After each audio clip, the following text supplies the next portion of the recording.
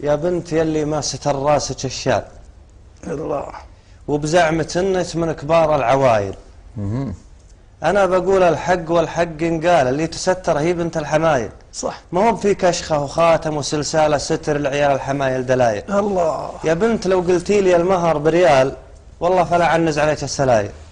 والله لا خطب لي على راسها جلال لو كان مطلبها 80 حايل. الله يلا. انا اليوم اني خطبت، ابغي عيال، ابي العيال اللي تشيل الثقايل. ولو من خطبت اختار العيال يا الخال، والدين عندي هو سيد الفضايل.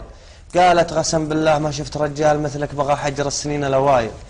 قلت الصحيح يصح لو مرت اجيال ركب الكدايش غير ركب الاصايل. ما هو بذنبي ما عرفتي لك رجال، ذنب الزمن خلى النشامه قلايل. يا سلام. ولا نيب لا رجعي ولا جيت خيال، ولا شايل سيفي وصايل وجايل.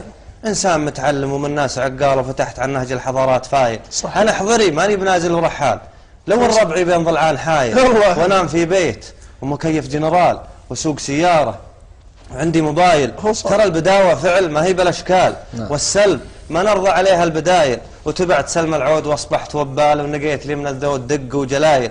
الطيب لاهل الطيب يبقى ولا زال، واعرف اسلوم الطيب والشك زايل. ولا شفت انا عقال السنعيس ميال غصب عليه عقال راسي تمايل.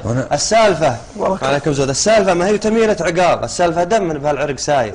يا بنت دام الدم بعروقنا سال، كل على فكره من العقل، كل على عقله من الفكر شايل. لكن لو قلتي لي المهر بريال والله فلا عنز عليك السرايل.